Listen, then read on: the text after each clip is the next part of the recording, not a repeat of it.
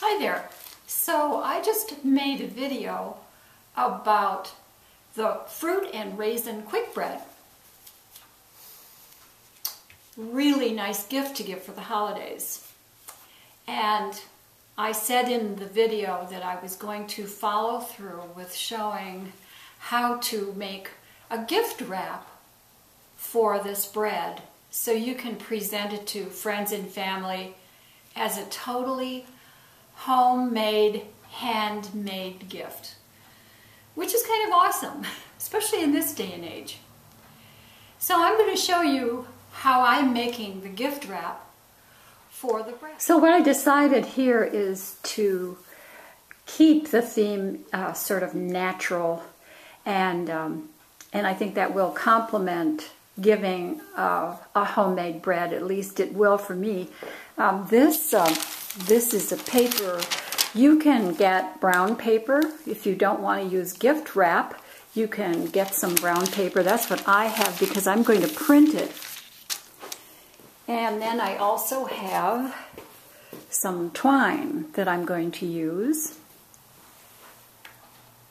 I have here a palette with some paint on it. I'm using acrylic paint. And you just need a few colors. If you have some, that's great. If not, you can buy them. They're rather cheap in little bottles.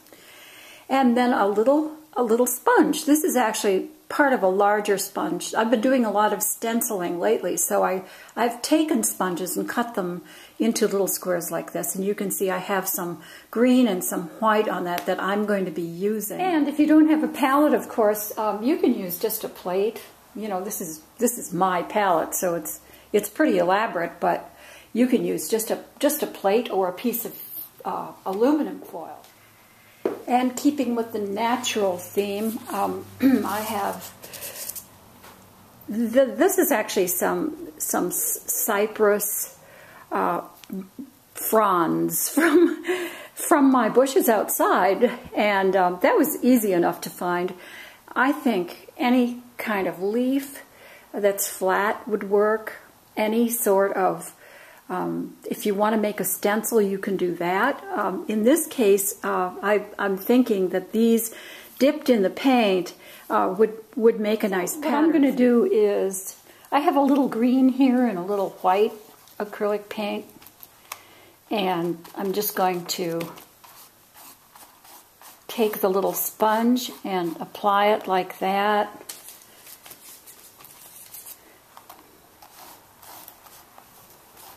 So then you can take the leaf pattern. So then I'm just placing the leaf on the paper, and I'm taking a piece of copy paper.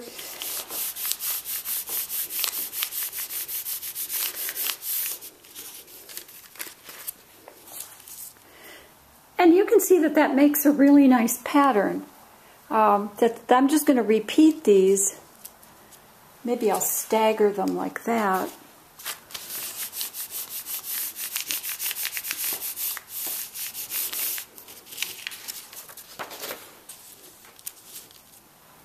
So it ends up sort of looking like a little Christmas tree.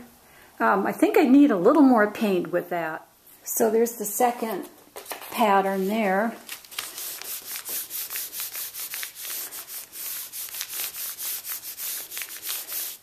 And then I'm just going to press. So this is very nice on the brown paper. It gives a nice pattern, and I'm just going to keep on repeating these all over this paper. And I think what I'm going to do is stagger these patterns so they're not all in a row, and to cover the paper.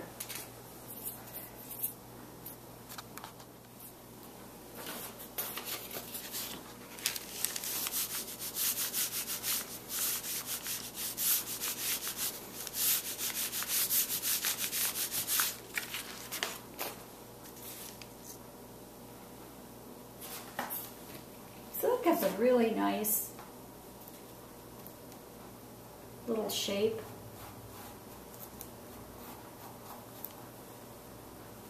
Put this one up here like that.